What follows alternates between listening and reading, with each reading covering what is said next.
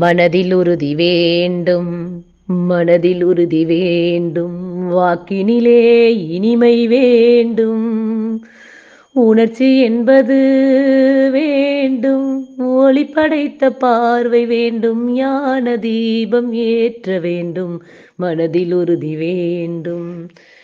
இடைவரும் பலவித தடைகளை தகர்த்திங்கு வாழ்ந்து காட்ட வேண்டும். இலக்கிய பெண்மைக்கு இலக்கணம் நீ என யாவும் போற்ற வேண்டும். இடைவரும் பலவித தடைகளை தகர்த்திங்கு வாழ்ந்து காட்ட வேண்டும். இலக்கிய பெண்மைக்கு இலக்கணம் நீ என யாவும் போற்ற வேண்டும். மாதர் தன்னை கேலி பேசும் மூடர் வாயை மூடுவோம். மானம் காக்கும் மாந்தர் யாருக்கும் மாலை வாங்கி போடுவோம். அனைவருக்கும் உயராய்வு வேல் அலைவரிசையின் அன்பு வணக்கம். பெண்ணுக்கு விடுதலை என்று இங்கோர் நீதி பிறப்பித்தேன், அதற்குரிய வெற்றி கேளீர். மண்ணுக்குள் எவ்வுயிரும் தெய்வம் என்றால் மனையாளும் தெய்வம் என்றோ மதிக்கெட்டீரே. விண்ணுக்கு பறப்பது போல் கதைகள் சொல்வீர், விடுதலை என்பீர், கருணை வெள்ளம் என்பீர். பெண்ணுக்கு விடுதலை நீர் இல்லை என்றால் பின்னிந்த உலகினிலே வாழ்க்கை இல்லை. இன்று நம்முடைய அரங்கம் இளையோர் இலக்கு அரங்கம். இவ்வரங்கத்திலே இளையோரின் இலக்கு பற்றி, குறிப்பாக பெண் பிள்ளைகளின் இலக்கு குறித்து இலக்கை நோக்கி என்ற தலைப்பில் உரையாற்றுகிறார் திருச்சி ஆத்மா மருத்துவமனை மற்றும் ஆராய்ச்சி நிறுவனத்தின் இயக்குனர் டாக்டர் கீதா ராஜசேகர் அவர்கள். டாக்டர் கீதா ராஜசேகர் அவர்களுக்கு நம்முடைய அரங்கத்தின் சார்பாக நன்றியும் வணக்கமும்.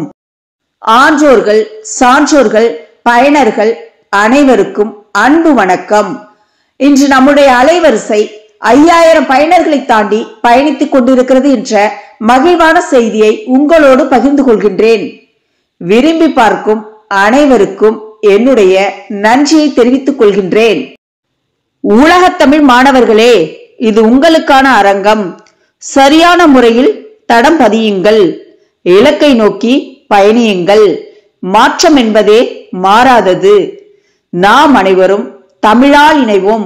உங்களின் நான் முனைவர் சே அஜிதா, துறை தலைவர், தமிழ் உயராய்வுத்துறை, திருவிக அரசு கலைக்கல்லூரி, திருவாரூர். நன்றி, வணக்கம். அனைவருக்கும் வணக்கம். எங்கள் வாழ்வும் எங்கள் வளமும் மங்காத தமிழ் என்று சங்கே முழங்கு. எங்கள் பகைவர் எங்கோ மறைந்தார், இங்குள்ள தமிழர்கள் ஒன்றாதல் கண்டேன். கொங்கு தமிழருக்கு இன்னல் விளைந்தால் சங்காரம் நீளும் என்று சங்கே முழங்கு.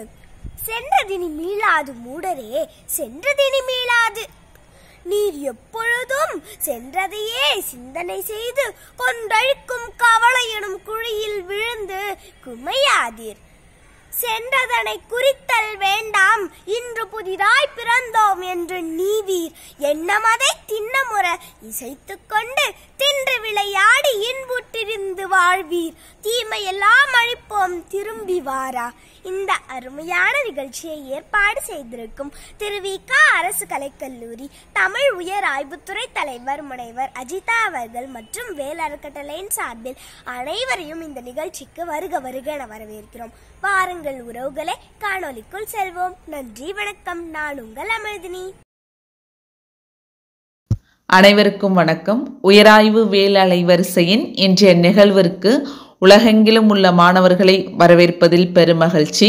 இன்றைய அரங்கம் இளையோர் விழிப்புணர்வு அரங்கம். இலக்கை நோக்கி என்ற தலைப்பில் கருத்துக்களை பகிர இருப்பவர் மருத்துவர் Geetha Rajasekar MBBS MD DPH அவர்கள். இவர் திருச்சியில் சிறப்பாக இயங்கி வரும் ஆத்மா மருத்துவமனை மற்றும் ஆராய்ச்சி நிறுவனத்தின் இயக்குனர். இவர் தம்முடைய இளங்கலை மருத்துவ படிப்பை மதுரை மருத்துவக் கல்லூரியிலும், முதுகலை மருத்துவத்தினை கிறிஸ்டியன் மருத்துவக் கல்லூரி வேலூரிலும் பயின்றவர் மற்றும் DPH மருத்துவ படிப்பை மெட்ராஸ் மருத்துவக் கல்லூரியில் நிறைவு செய்துள்ளார். ஆத்மா மருத்துவமனையின் இயக்குனராக சிறப்பாக இயங்கி வருவதோடு மட்டுமல்லாமல் மருத்துவம் சார்ந்து பல்வேறு விழிப்புணர்வு நிகழ்ச்சிகளை மக்களுக்காக வழங்கி வருகிறார். சிறந்த நிர்வாகியாக, நல்லதொரு மருத்துவராக, சமூக அக்கறையுள்ள மனிதநேயமிக்க பெண்மணியாக இயங்கி வரும் மருத்துவர் கீதா ராஜசேகர் அவர்களின் கருத்துக்களை கேட்டு பயனடைய உலகெங்கிலும் உள்ள மாணவர்களை நிகழ்விற்கு மகிழ்ச்சியுடன் வரவேற்கிறேன். வாருங்கள். வணக்கம். நான் திருச்சி ஆத்மா மருத்துவமனையோட இயக்குனர் டாக்டர் ஆர் கீதா பேசுகிறேன். இந்த ஒரு தருணத்தில் உங்களை எல்லாரையும் சந்தித்து இந்த ஒரு விஷயத்தை பற்றி உங்கள்கிட்ட பேசுகிறதுக்கு ரொம்ப சந்தோஷமாக இருக்குது.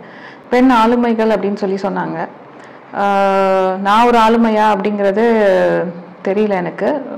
பட் ஒரு தலைமை பொறுப்பில் இருக்கிறதுனால அந்த பொறுப்புக்கு அந்த வேலைக்குன்னு உள்ள ஆளுமையை நான் செயல்படுத்திட்டு இருக்கேன்னு நினைக்கிறேன். ஆளுமை திறன் அப்படிங்கிறது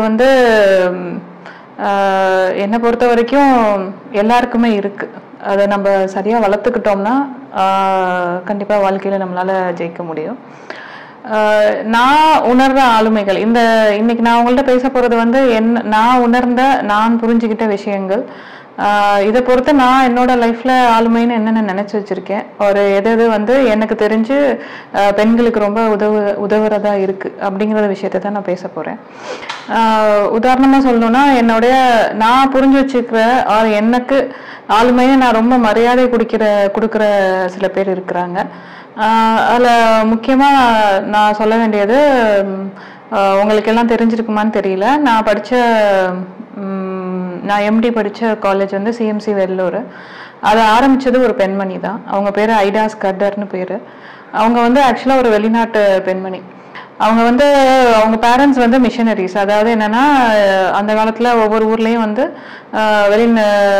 ஆங்கிலேயர்கள் குடியேறிட்டு கிறிஸ்டின் மிஷனரிஸ் ஆர்கனைசேஷன்ஸ் இருக்கும் இல்லையா, அந்த வேலைகள் செஞ்சுட்டு இருந்தவங்க தான் அவங்க பேரண்ட்ஸ்.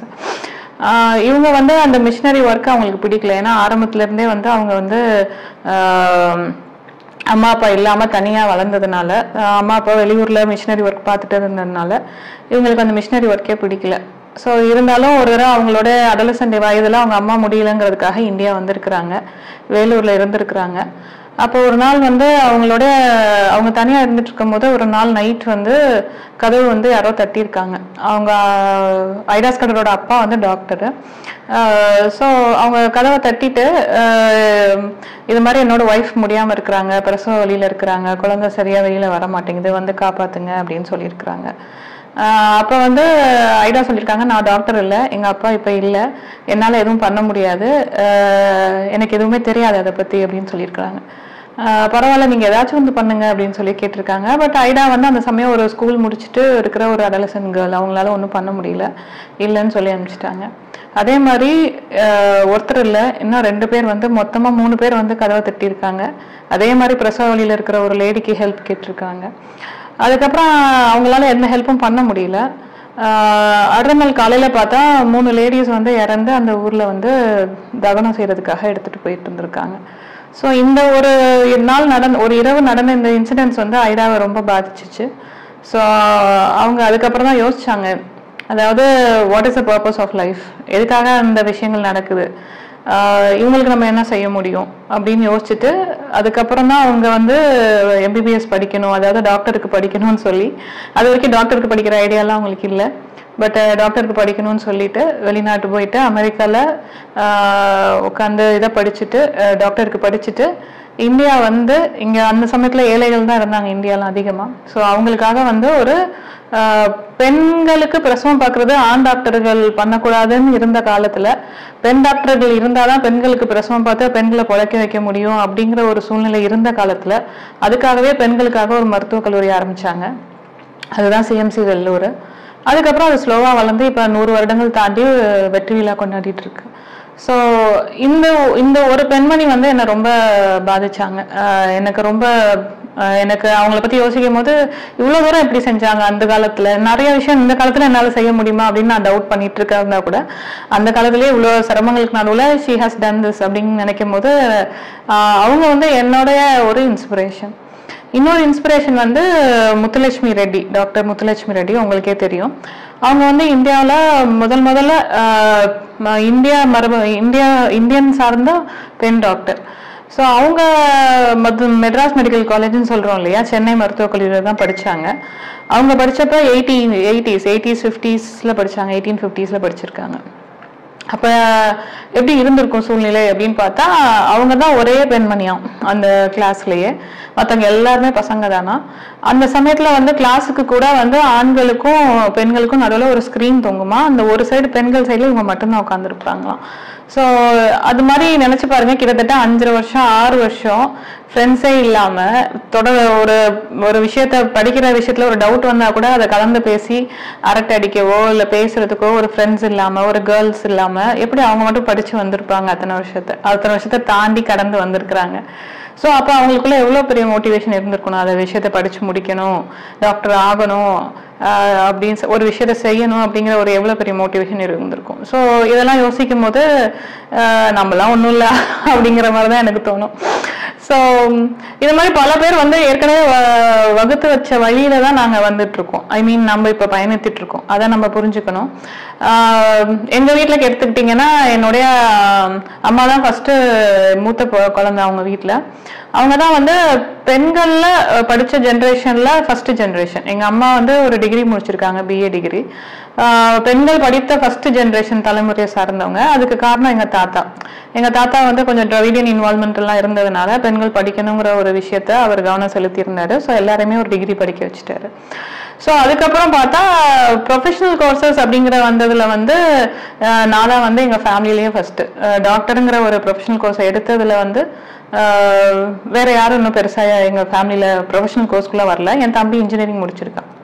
ஸோ ப்ரொஃபஷனல் கோர்சஸ் எடுத்த ஃபர்ஸ்ட் அடுத்த தலைமுறை வந்து நாங்க தான் ஃபர்ஸ்ட். ஸோ இந்த மாதிரி பல பேர் ஏற்கனவே வகுத்து வச்சிருக்காங்க வழிகள். இந்த மாதிரி ஐடாஸ் கட்டர் ஆகட்டும், முத்துலட்சுமி ரெடி ஆகட்டும், எங்க தாத்தாவாகட்டும், எங்க அம்மாவா இருக்கட்டும், எங்க அப்பாவாகட்டும், பல விஷயம் நம்மளுக்காக ஏற்கனவே செயல்படுத்தி அந்த பாத்தை ஸ்மூத் ஆக்கி வச்சிருக்காங்க. ஸோ சில விஷயங்கள் வந்து நம்மளால எளிமையா செய்ய முடியுது, சில விஷயம் நம்ம சிரமப்பட்டு செய்யற மாதிரி இருக்கு. ஸோ இப்போ நம்ம இருக்கிற ஒரு ஆளுமை திறன் நம்மளுக்கு இருக்கிறது, இது எல்லாமே வந்து எங்கேயோ வானத்துல இருந்து மேல இருந்து குதிச்சது கிடையாது. ஸோ ஸ்லோவா நம்ம அந்த ஸ்டெப்ஸ்ல அவங்க சொல்லி கொடுத்ததை நம்ம கத்துக்கிட்டோம். நம்ம சுயமான புத்தி மூலியமா நம்ம தெரிஞ்சுக்கிட்டதையும் வச்சுதான் நம்ம இப்போ செயல்பட்டு இருக்கோம். So I am always thankful and grateful for all the people who lived before me. இப்போ நான் வந்து சைக்காட்ரி ஹாஸ்பிட்டலில் இருக்கேன். ஸோ நிறைய குடும்ப சம்பந்தமான விஷயங்கள் வந்து எங்கள் ஹாஸ்பிட்டலில் பேசப்படும். நிறையா வந்து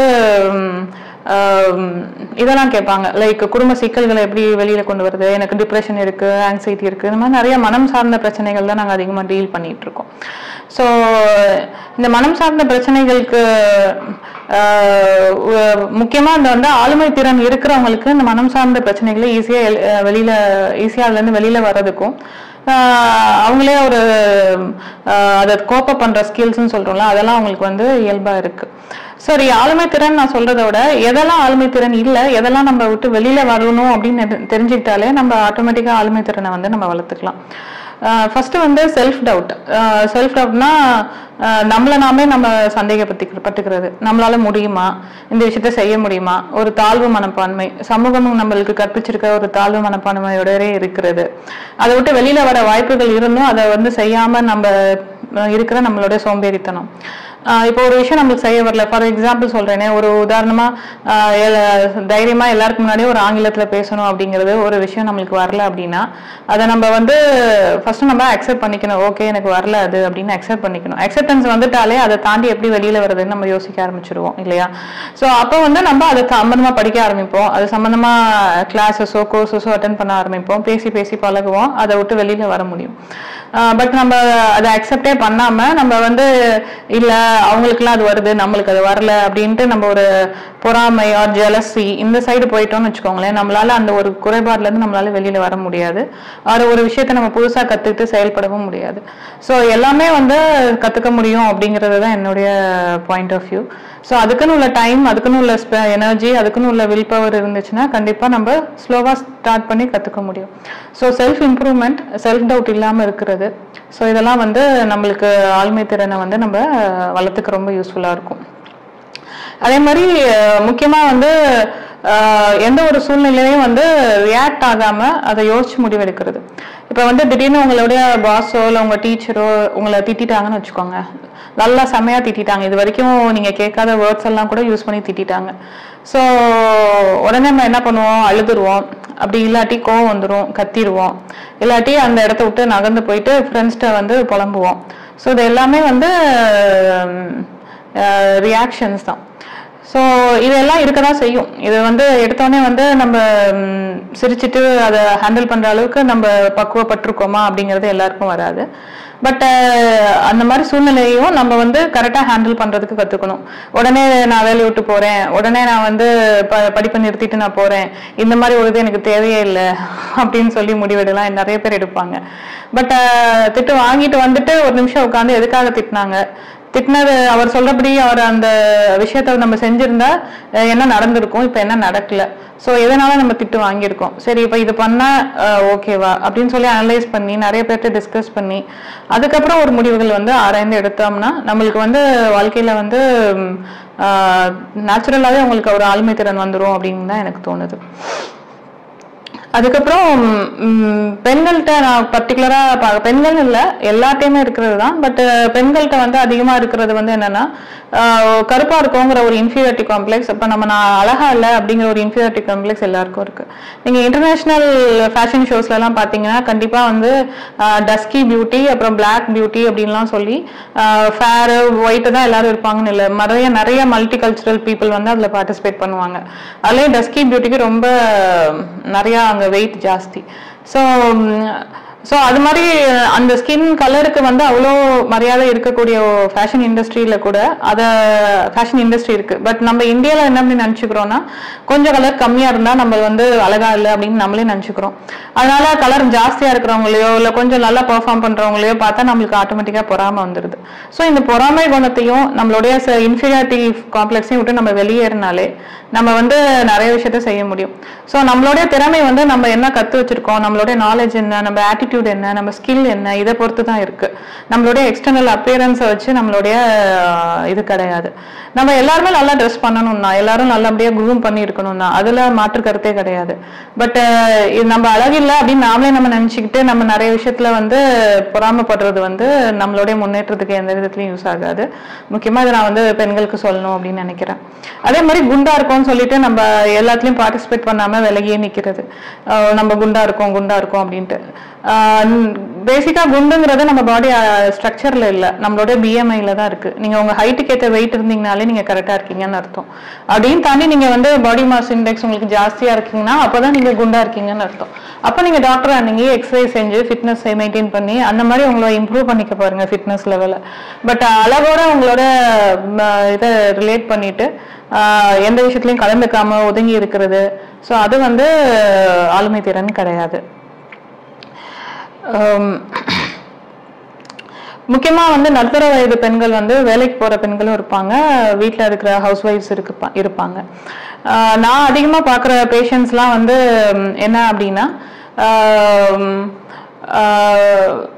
வீட்டில் இருப்பாங்க, ஹவுஸ் ஒய்ஃபா இருப்பாங்க, பட் ஒரு ஃபுல்ஃபில்மெண்ட் இல்லாம அன்சாட்டிஸ்ஃபைடாவே இருப்பாங்க. ஏதோ ஒரு காரணத்துல டிப்ரெஷன்ல இருப்பாங்க. ஸோ கூப்பிட்டு பேசும்போது என்ன சொல்லாங்கன்னா அவங்களுடைய ஹஸ்பண்ட்ஸ் வந்து ஹஸ்பண்டுக்கு அவங்களுக்கும் உள்ள மன கருத்து வேறுபாடுகள், அதுக்கப்புறம் வீட்டில் நடக்கிற பிரச்சனைகள், ஸோ இந்த மாதிரி நிறைய விஷயத்த வந்து அவங்க வெளிப்படுத்துவாங்க. ஸோ ஹவுஸ் ஒய்ஃபா இருக்கிறதும் சரி, வெளியில நீங்க வேலைக்கு போனாலும் சரி, கண்டிப்பா ஆளுமை திறன் வந்து வேணும். வீட்டை மேனேஜ் பண்றது ஒரு பெரிய விஷயம், சின்ன விஷயம் கிடையாது. ஸோ அப்படி இருக்கும்போது நீங்க அதை வந்து ஹாப்பியா செய்றீங்களா அப்படிங்கிறது தான் முக்கியம். ஸோ உங்களுக்குள்ள வந்து அந்த ஹவுஸ் ஒய்ஃபா இருக்கிறதையும் தாண்டி வேற விஷயங்கள் செய்யணும் அப்படிங்கிற இருக்குன்னா நீங்க ஒரு பார்ட் டைம் ஜாபோ இல்லை ஒரு ஃபுல் டைம் ஜாபோ எடுத்துட்டு ஹவுஸ் ஒய்ஃபோட நம்மளோட வீட்டு வேலைகளையும் அதையும் பேலன்ஸ் பண்ணி கத்துக்கோங்க. நீங்க ஹாப்பியா இருக்கீங்களான்னு முதல்ல பாருங்க. ஸோ அந்த மாதிரி எனக்கு வேற ஐடியா இல்லை, ஹவுஸ் ஒய்ஃபா இருக்க விரும்புறேன் அப்படின்னா அந்த வீட்டு மேனேஜிங் விஷயங்களை வந்து முழு கவனத்தோடையும் முழு ஹாப்பினஸோடையும் செய்யறது அது கரெக்டான விஷயம். பட் இதை செய்யும் போது ஹாப்பினஸே இல்லாம ஒரு மன வெறுப்போட ஒரு சாட்டிஸ்ஃபேக்ஷனா ஒரு ஃபுல்ஃபில்மெண்ட் எதுவும் இல்லாம செய்யறது வந்து அவ்வளோ சரி கிடையாது. மேலும் மேலும் டிப்ரெஷனை தான் கொண்டாந்து கொடுப்போம் அது. ஸோ அதனால அந்த மாதிரி எதுவும் சூழ்நிலை இருந்துச்சுன்னா நீங்க வந்து மனநல ஆலோசகரை சந்திச்சு அதுல இருந்து ஒரு சொல்யூஷன், அதுக்கு ஏதாச்சும் ஒரு சொல்யூஷனுக்கு நீங்க வர்றதுதான் வந்து சரியான விஷயமா இருக்கும். அதே மாதிரி நீங்க வேலைக்கு போற பெண்களா இருந்தீங்க அப்படின்னா நீங்க எதுக்காக வேலைக்கு வரீங்க அப்படிங்கிறதுக்கு உங்கள்கிட்ட கிளியர் ஐடியாஸ் இருக்கா அப்படின்னு பாத்துக்கணும். நிறைய பேர் வேலைக்கு வருவாங்க, பட் எல்லா வேலையும் நானே செய்ய வேண்டியதா இருக்கு அப்படின்னு சலிச்சுப்பாங்க. வீட்டுக்கு போனாலும் வேலையா இருக்கு மேடம், இங்க இருந்தாலும் வேலையா இருக்கு, எல்லா வேலையும் நானே செஞ்சுட்டு இருக்கேனே அப்படின்னு ஃபீல் பண்ணுவாங்க. ஸோ நீங்க ஃபர்ஸ்ட் ஆஃப் ஆல் வேலைக்கு வந்தது எதுக்கு? பொருளாதாரம் இன்னும் அதிகமா சம்பாதிக்கணுங்கிறதுக்காகவா, இல்ல படிச்சு முடிச்சாச்சு நம்ம படிச்சதுக்கு நம்ம ஏதாச்சும் ஒரு விஷயம் செய்யணுங்கிறதுக்காகவா, இல்ல டைம் பாஸுக்கா, இல்ல உங்களுக்கு நிஜமாவே நீங்க படிச்ச விஷயங்கள் மூலயமா நம்ம சமூகத்துக்கு எதுவும் செய்யணுங்கிற எண்ணம் இருக்கா? ஸோ இதெல்லாம் நீங்க ஃபர்ஸ்ட் உங்களுக்கு நீங்க ஒரு ஆன்சர் உங்களுக்கு நீங்க தெரிஞ்சு வச்சுக்கணும், உங்களை பத்தி நீங்க தெரிஞ்சு வச்சுக்கணும். நிறைய பேர் வேலைக்கு வருவாங்க, பட் ஏதோ ஒரு ரெஸ்பான்சிபிலிட்டி பொறுப்பு கொடுத்தோம்னா இல்ல என்னால் செய்ய முடியாது அப்படின்ட்டு போயிடுவாங்க. சில பேர் வருவாங்க, பட் ஸ்ட்ரிக்ட் ரூல்ஸ் இருக்கும். கரெக்டா 8:30க்கு வரணும், 9:30க்கு போகணும், ஆர் 7:30க்கு போகணும் அப்படின்னு சில ரூல்ஸ் எல்லாம் கொஞ்சம் ஸ்ட்ரிக்ட் ஆக்கணும்னா இல்ல இதெல்லாம் என்னால முடியாது அப்படின்ட்டு போயிடுவாங்க. ஸோ நீட் இருக்கு இல்லையா, அதாவது பொருளாதாரம் சம்பந்தமா நீட் இருந்து வேலைக்கு வரவங்க அவங்க சின்சியரா இருப்பாங்க. நான் பார்த்த வரைக்கும் வேலைகள் சொன்னா பொறுப்புகள் கொடுத்தா எடுத்து செய்வாங்க. ஸோ இதெல்லாம் இருக்கு. யாருக்கு நீடு இல்லாம இருக்கிறாங்களோ அவர் டைம் பாஸ்க்காக வராங்களோ அவங்களுக்கு இந்த மாதிரி சில ஸ்ட்ரிக்ட்னஸோ இல்ல கண்டிஷன்ஸோ இல்ல சில பொறுப்புகளோ கொடுத்தா என்ன பண்றாங்கன்னா தயங்குறாங்க செய்யறதுக்கு. ஏன்னா அது அவங்களுக்கு ப்ரையாரிட்டி கிடையாது. அவங்களோட priority it's a part time job அந்த மாதிரி தான் அவங்க நினைச்சுக்கிறாங்க. ஸோ நான் என்ன சொல்றேன்னா, ஃபர்ஸ்ட் ஆஃப் ஆல் திங்க், நீங்க ஒரு வேலைக்கு வந்தீங்கன்னா அது அவங்களுக்கு ஒரு பொறுப்பு கொடுக்குறாங்க. அந்த பொறுப்பை நீங்க செய்யணும். உங்களை நம்பிதான் அந்த வேலையை உங்களை சூஸ் பண்ணிருக்காங்க, உங்களுக்கு நம்பி அந்த வேலையை கொடுக்குறாங்க. ஸோ அதுக்குன்னு உள்ள சின்சியாரிட்டியோட நீங்க அதை செஞ்சாதான் அதுக்கான அதுக்காக நீங்க ஒரு ஆளுமை திறன் உங்களுக்கு அதனால உருவாகும். ஸோ நம்ம ஆளுமை திறன் பேசுறோம், பட் நம்ம வாட் இஸ் அவர் டியூட்டி அப்படிங்கறத நம்ம தெரிஞ்சு வச்சுக்கணும். ஸோ கடனுக்காகவோ இல்ல ஒரு வேலை செய்யணுமே அப்படிங்கிறதுக்காகவோ பிடிக்காமையோ எந்த வேலைத்தையும் நீங்க செய்யாதீங்க. உங்களுக்கு பிடிச்சது, நீங்க நிஜமாவே செய்ய விரும்புறது என்ன அப்படிங்கறத பாருங்க. அதுக்கு அந்த வேலைகளை நீங்க உங்களை ஈடுபடுத்திட்டீங்கன்னா நீங்க ஹாப்பியாவும் இருப்பீங்க. அட் த சேம் டைம் உங்களோட ஆளுமை திறன் எல்லாம் நல்லாவே ஆட்டோமேட்டிக்கா டெவலப் ஆகும். எதுவும் பெருசா அதுக்கு நீங்க மெனக்கடணும்னு அவசியம் இல்லை. அதே மாதிரி பெண்களுக்கான ஆளுமை திறனை இன்னும் நம்ம செய்யக்கூடாத விஷயங்கள் அப்படின்னு நான் சொல்லணும் அப்படின்னா, ஃபர்ஸ்ட் ஆஃப் ஆல் காசிப்பிங், புரணி பேசுறது. அது எல்லா சர்க்கிள்ஸ்லயுமே இருக்கு. ஃபார் எக்ஸாம்பிள் உங்களோட ஒருத்தருங்க பெட்டரா பெர்ஃபார்ம் பண்றாங்க அப்படின்னா உடனே அவங்களுடைய நேச்சர் பத்தியோ அவங்களுடைய செயல்பாடு பத்தியோ இல்ல அவங்களுடைய கேரக்டர் பத்தியோ நம்ம புரணி பேசுறது, அது இல்லாத ஒண்ணு கிரியேட் பண்ணி பேசுறது. ஸோ இந்த மாதிரி சின்ன இதெல்லாம் சிறு புத்தி விஷயங்கள்னு சொல்லுவேன். ஸோ இதெல்லாம் விட்டுட்டு அவங்கள்ட்ட இருக்க நல்ல விஷயங்களை நம்ம அப்ரிஷியேட் பண்ணி எடுத்துட்டு அவங்கள ஒரு இன்ஸ்பிரேஷன் நம்ம எடுத்துட்டு நம்ம ஃபாலோ பண்ணோம் அப்படின்னா கண்டிப்பா அந்த ஆர்கனைசேஷன் சேர்ந்து முன்னேறும். நீங்களும் இண்டிவிஜுவல் லெவல்ல நீங்க முன்னேற மாதிரி இருக்கும். ஸோ இந்த காசிப்பிங் விஷயத்தை விட்டு வெளியில வரதே பெண்களுக்கு ஒரு பெரிய பெரிய பிளஸ்ன்னு சொல்லுவேன். அதே மாதிரி பெண்கள் மதிக்க கத்துக்கணும். ஒருத்தவங்க நல்லா பண்றாங்க ஒரு அப்படின்னா அவங்களுக்கான ஒரு மதிப்பை நம்ம கொடுக்க கத்துக்கணும். ஸோ அவங்கள்ட்ட நேர்ல நம்ம நல்லா பேசிட்டு ஆனா பின்னாடி அவெல்லாம் என்ன அப்படின்னு பேசுறது இட்ஸ் ராங். ஸோ அந்த மாதிரி இருக்கிறதையும் நம்ம விட்டு விலகி வரணும். இது எல்லாமே சிறுபுத்தி விஷயங்கள் நான் சொல்லுவேன். ஸோ அதெல்லாமே இல்லாம இருந்தா ஆளுமை திறன் தானா நம்மளுக்கு வந்துடும். அப்புறம் அடாப்டபிலிட்டி டு சேஞ்ச், அதாவது லைஃப்ல எல்லா மாற்றங்களும் நிரந்தரமா வந்துகிட்டே தான் இருக்கும். மாற்றங்கள் நான் பார்த்த வரைக்கும் சில பேர் மாற்றம் ஏதோ ஒரு அபாயகரமானது அப்படின்னு நினைச்சிட்டு மாறுறதுக்கு ரொம்ப தயங்குவாங்க. ஃபார் எக்ஸாம்பிள் ஒரு உடை உடுத்துற விஷயங்கள்லயோ சரி, ஒரு விஷயத்த செய்யறதுல ஒரு வே ஆஃப் ஒரு விதமா நம்ம செஞ்சுட்டு இருக்கோம்னு வச்சுக்கோங்களேன். இப்போ ஒரு காலேஜ்ல நம்ம ஆரம்ப காலத்துல லெட்டர் எழுதி ஒரு பர்மிஷன் கேட்டுட்டு இருப்போம், அது பண்ணிட்டு இருப்போம், அந்த மாதிரி நிறைய விஷயங்கள் பண்ணிட்டு இருப்போம். அதுக்கப்புறம் பல மாற்றங்கள் வந்திருக்கும். இமெயில் வந்திருக்கும், வாட்ஸ்அப் வந்திருக்கும், போன் வந்திருக்கும். ஒரு விஷயங்களை நம்ம பர்மிஷன் கேட்டு பண்றதுல சரி இந்தந்த விஷயத்தெல்லாம் பர்மிஷன் கேட்கலாம், இந்தந்த விஷயம்லாம் நீங்களே செய்யலாம் அப்படிங்கிற ஒரு லெவலுக்கு கூட யாரும் வரமாட்டாங்க. இன்னும் லெட்டர் எழுதி பர்மிஷன் கேட்டுட்டு தான் இருப்பாங்க. ஸோ இந்த மாதிரி ஒரு சேஞ்சுக்கு அடாப்ட் ஆகுறது, சில பழமையான விஷயங்கள் இது தேவையில்லைன்னு தூக்கி போடுறதுக்கு கூட மனசு வராம நிறைய பேர் இருப்பாங்க. ஸோ அந்த மாதிரி விஷயங்கள் வந்து ஆளுமை திறனுக்கு ஒத்து வராது. ஸோ வாழ்க்கை மாற மாற நிறைய விஷயங்கள் the way we do the things அதுவுமே மாறதான் செய்யும். அதுக்கு எதெல்லாம் வந்து நம்மளுக்கு இப்ப பயன் இல்லை அப்படின்னு தோணுதோ அந்த மாதிரி சில செயல்பாடுகளை நம்ம தூக்கி போடுறது தான் வந்து சரியான விதமா இருக்கும். ஸோ அப்போதான் வந்து இந்த time doesn't wait, time move ஆகிட்டு தான் இருக்கும். ஸோ டைமுக்கு தகுந்த மாதிரி நம்மளும் சேஞ்ச் ஆகிக்கிறதுக்கு நம்ம வந்து வில்லிங்காக இருக்கணும், நம்ம ஓப்பனாக இருக்கணும். அதே மாதிரி பொறுப்புகள் வந்தோடனே அதை வந்து நம்ம வந்து ஒரு பதவியாக மட்டும் கருதாம அது இட்ஸ் அ ரெஸ்பான்சிபிலிட்டி. உங்களுக்கு ஒரு பொறுப்பு கொடுத்துருக்காங்க, அந்த பொறுப்புக்கான முழு இதையும் நீங்கள் புரிஞ்சு வச்சுக்கணும். இந்த பதவிக்கு நான் வந்துட்டேன், பட் இதில் நான் என்ன செய்ய போகிறேன், இந்த பதவி எதுக்காக எனக்கு கிடைச்சிருக்கு, இது மூலமா நான் என்னென்ன பண்ண முடியும், இந்த பதவியோட பிளஸ் என்ன மைனஸ் என்ன, இந்த பதவியில நான் உட்கார்ந்துருக்கறதுனால எதை நான் வந்து என்னால செயல்படுத்த முடியும், என்னுடைய பவர்ஸ் எது வரைக்கும் இருக்கு எதுக்கு மேல இல்லை அப்படிங்கறதெல்லாம் தெரிஞ்சு வச்சுட்டு அந்த ஒரு ரெஸ்பான்சிபிலிட்டியை கரெக்டா எடுத்து செய்யணும் அப்படிங்கிறது என்னுடைய சிந்தனை. நிறைய பேர் அது தெரியாமையே வந்து நம்மளுடைய பவர்ஸை தாண்டி இன்னொரு இதுக்குள்ள இன்டர்ஃபியர் பண்றது, ஆர் நம்ம செய்ய முடியும்னு நினைச்சு தெரிஞ்சும் செய்யாம இருக்கிறது, ஆர் நம்ம பவர் என்ன, ஆர் இதுல நம்ம என்னென்னலாம் செய்யலாம் அப்படிங்கிறத புரிஞ்சுக்காமே இருக்கிறது. அதெல்லாம் இல்லாம அந்த பொசிஷன்ல உட்காந்து வேஸ்ட் தான். ஸோ எந்த ஒரு பதவி உயர்வோ இல்லை எதுவும் வந்தாலுமே நம்ம அதுக்கான ஒரு விஷயத்தை தெரிஞ்சுட்டு புரிஞ்சு அதை செயல்படுத்தி அடுத்த லெவலுக்கு கொண்டு போகணும். நீங்க எந்த பதவியில் இருக்கீங்களோ உங்க டிபார்ட்மெண்ட்டோ உங்க துறையோ சார்ந்த விஷயத்த வந்து நீங்க அடுத்த லெவலுக்கு கொண்டு போறதுக்கு நீங்க என்ன உழைக்கிறீங்களோ அப்பதான் வந்து அந்த பதவிக்கு நீங்க சரியான இது கொடுக்குறீங்க, சரியான செயல்பாடுகள் செய்றீங்க அப்படிங்கிறது அர்த்தம். ஸோ லைஃப்ல வந்து பர்பஸ் ஆஃப் லைஃப் தெரிஞ்சுட்டு நம்மளுடைய காரியங்கள் செஞ்சோம் அப்படின்னா ஆளுமை திறன் தானா வந்துடும். ஃபர்ஸ்ட் ஆஃப் ஆல் நிறைய பேருக்கு வந்து லைஃப்னா என்ன, லைஃப் பத்தி ஒரு ஐடியா இல்லாம இருக்கிறதும் ஒரு சரியான ஆளுமை திறன் இல்லாம இருக்கிறதுக்கு ஒரு ரீசன் நான் சொல்லுவேன். ஃபர்ஸ்ட் ஆஃப் ஆல் நீங்க எந்த மதமோ இல்லை எதை சார்ந்து இருக்கிறீங்களோ அது உங்களுடைய இது. But what is the purpose of life அப்படிங்கிறதுக்கு நீங்க ஏதாச்சும் ஒரு ஆன்சர் வச்சிருக்கணும் இல்லையா? ஸோ நீங்க எதுக்காக இந்த உலகத்துல வந்தீங்க, லைக் எத்தனையோ கோடி மெடிக்கல் ரீதியா சொல்லணும்னா எத்தனையோ கோடி ஸ்பெர்ம்ஸ் இருந்துச்சு, பட் நீங்க அதுல கிளிக் ஆகி நீங்க ஒரு மனித பிறவியா அந்த உலகத்துல உடிச்சிருக்கீங்க அப்படின்னா அதுவே ஒரு வெற்றி தானே. ஸோ அந்த ஒரு மிராக்கல்ல நீங்க பிறந்த நீங்க இந்த லைஃப்ல என்ன பண்ண போறீங்க, like at the end of your life if you turn and see நீங்க என்ன பண்ணிருக்கீங்க லைஃப்ல. ஸோ இதுக்கெல்லாம் ஆன்சர் வந்து நீங்க ஃபர்ஸ்டே நீங்க யோசிச்சு what is the purpose of life நீங்க தெரிஞ்சு வச்சுட்டீங்கன்னா கண்டிப்பா நீங்க செயல்படுற விஷயத்துல ஆளுமையோட செயல்படுவீங்க, நீங்க ஒரு லீடரா இருப்பீங்க, உங்களை பார்த்து இன்ஸ்பிரேஷன்லாம் நிறைய பேர் வருவாங்க. ஸோ அதுக்கப்புறம் நம்ம ஒர்க் லைஃப் பேலன்ஸ் இது வந்து நம்ம எல்லாருமே தெரிஞ்சு வச்சிருக்கணும். ஒர்க்கு அது இருக்கதான் செய்யும். லைஃப்ல வந்து உங்களுக்கான பொறுப்புகள் லைக் பர்சனல் லைஃப்ல உங்களோட பொறுப்புகள், இப்போ கணவன் குழந்தைகள் இதுக்கான விஷயங்களும் இருக்கதான் செய்யும்.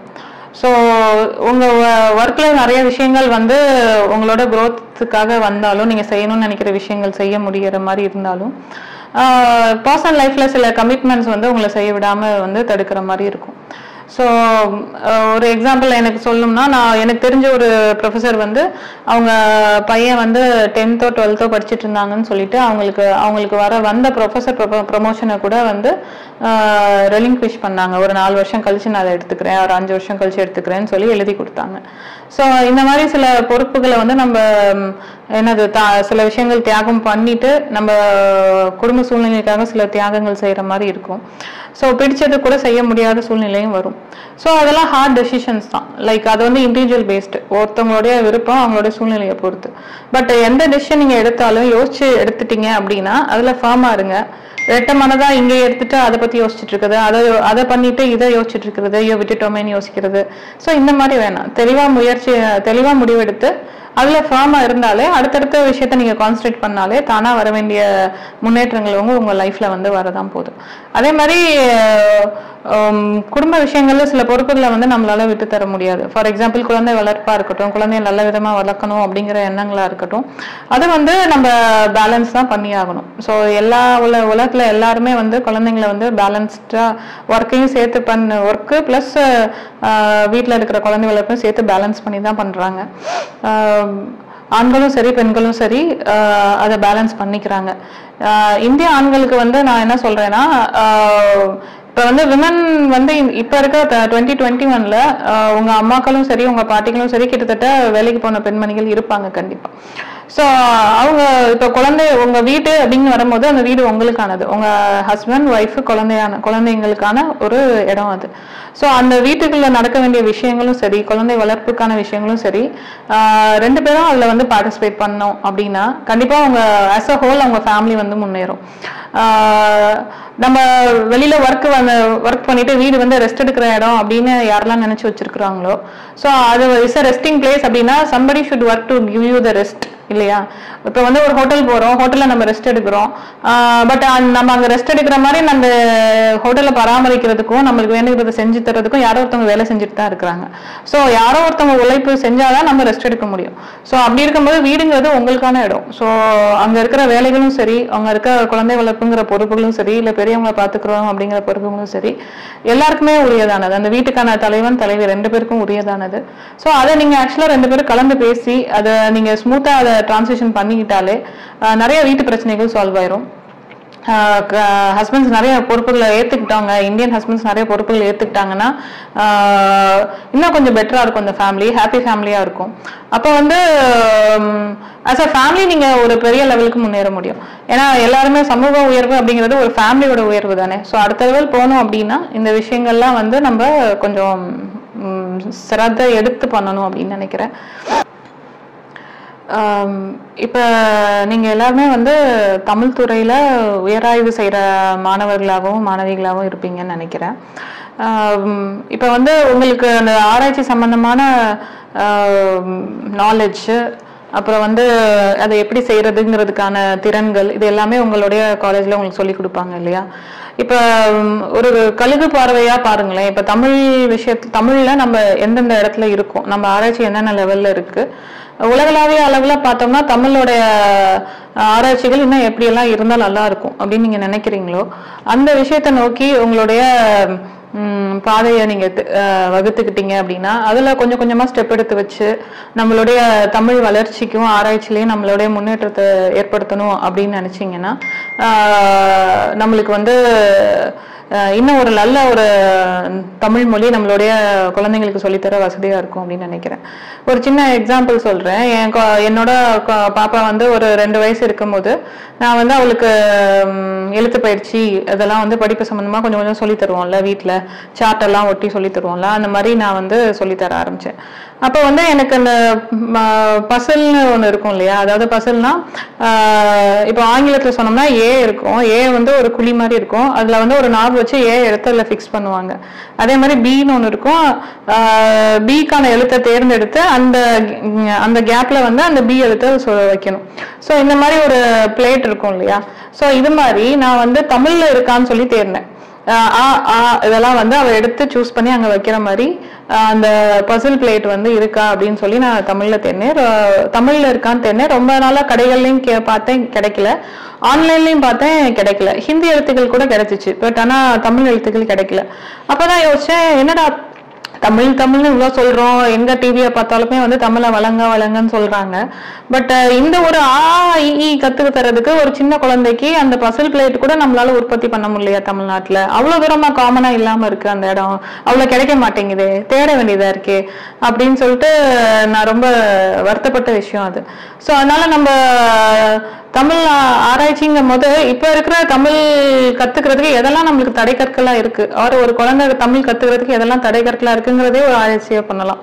அதெல்லாம் நம்ம பிரேக் பண்றது வந்து நம்ம கையில தான் இருக்கு. பேச்சை கேட்டுட்டு இருக்கிற, பொறுமையா கேட்டுட்டு இருக்கிற மாணவ மாணவிகள் அனைவருக்கும் என்னுடைய வணக்கங்களையும் வாழ்த்துக்களையும் தெரிவிச்சுக்கிறேன். நன்றி, வணக்கம். இந்த நிகழ்ச்சி உங்களுக்கு பிடிச்சிருந்துச்சுன்னா விரும்பும், ரொம்ப பிடிச்சிருந்துச்சுன்னா பகிரும், ரொம்ப பிடிச்சிருந்துச்சுன்னா கருத்து பெட்டியில் கருத்துக்களை போடவும். நன்றி, வணக்கம்.